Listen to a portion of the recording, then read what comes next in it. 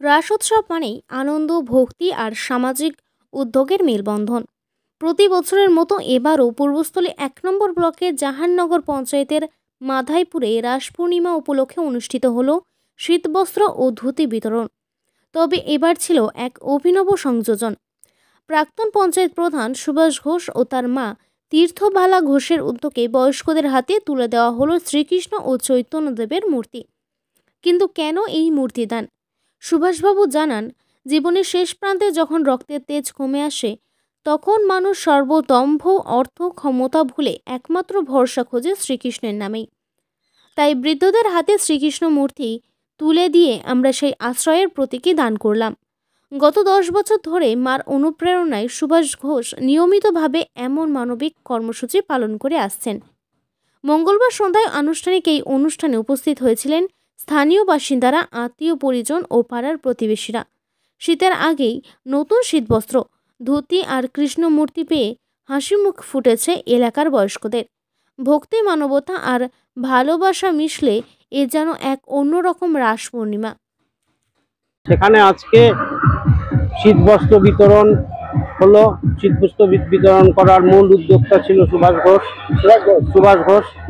আর তাছাড়া একটা অভিনব ব্যাপার দেখলাম, সেটা হচ্ছে এখানটায় বেশ কিছু রাধাকৃষ্ণের স্ট্যাচু এবং মহাপ্রভুর স্ট্যাচুও ছিল, যেটা মূল উদ্দেশ্য ছিল যেসব মানুষরা আজকে বয়োবৃদ্ধ হয়েছে, তারা আজকে সমস্ত কিছু সংসারের ঊর্ধ্বে উঠে গেছে, তাদের একমাত্র সহায় এখন হচ্ছে মহাপ্রভু এবং রাধাকৃষ্ণ, এবং তাদেরকে আশ্রয় করে তারা বাকি জীবনটা, যে জীবনটুকুনি বাকি রয়েছে সেই জীবনটা কাটাবে বলে তাদের উদ্দেশ্যে এটা দিল যে এদের নিয়ে সে সমস্ত মানুষের যে ক্রোধ, লালসা, কাম ইত্যাদি আছে সেগুলো যাতে তারা অবদমিত করতে পারে, এই উদ্দেশ্যে দিল। এটা একটা অভিনব পরিকল্পনা, এর জন্যে অত্যন্ত ভালো কাজ, এবং এর জন্যে আমি আন্তরিকভাবে ধন্যবাদ জানাই সুভাষ ঘোষকে।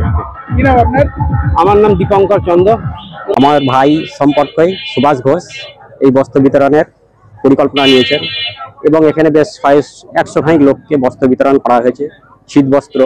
তার মধ্যে আমি একজন ব্যক্তি, আমি একটা ধুতি পেয়েছি। তা এই পরিকল্পনা নেওয়ার জন্য আমার ভাই সুভাষ ঘোষকে আমি অসংখ্য ধন্যবাদ জানাই। ও যেন আরও পরবর্তীকালে আরও এগিয়ে যেতে পারে, তার জন্য পুজো কমিটির আরও সদস্য ভাইজন তাদেরকে অসংখ্য ধন্যবাদ। কি নাম আপনার? প্রদীপ বৈরাগ্য। হ্যাঁ, প্রদীপ বৈরাগ্য। প্রদীপ বৈরাগ্য। আজকে হলো বলতে আগামীকাল রাস পূর্ণিমা, সেই পুণ্যতিথি। তাই মায়ের নির্দেশ মেনে এলাকার কিছু মানুষকে ব্ল্যাঙ্কেট, ধুতি ও তার সঙ্গে কৃষ্ণ মূর্তি দিলাম, রাধাকৃষ্ণের মূর্তি আর সঙ্গে গৌরাঙ্গ মূর্তি। দম্ভ, অহংকার সব শেষ। বৃদ্ধ বয়সে শুধু হরিনামই সম্বল, শ্রীকৃষ্ণেই সহায় থাকে, আর কেউ থাকে না। তাই প্রত্যেকটি লোককে কৃষ্ণের মূর্তি দিয়ে বললাম, অবসর পেলে একটু হরিনাম করুন। তার সঙ্গে সবাইকে ভালো থাকার শুভেচ্ছা নিয়ে আমরা এই রাস শুরু করছি আগামীকাল থেকে। বৃদ্ধ মহিলা ও বয়স্কদের জন্য এটা মূর্তিটা দেওয়া, পুজোর নাম করার জন্য। শুধু একটাই উদ্দেশ্য, মানুষ আর কিছু না করুক, সংসার করুক, সংসার কাজ করুক, তার ফাঁকে দুবেলা হরিনাম করুক। ভগবানের নামটাই শেষ সম্বল। কি নাম আপনার? সুভাষ ঘোষ।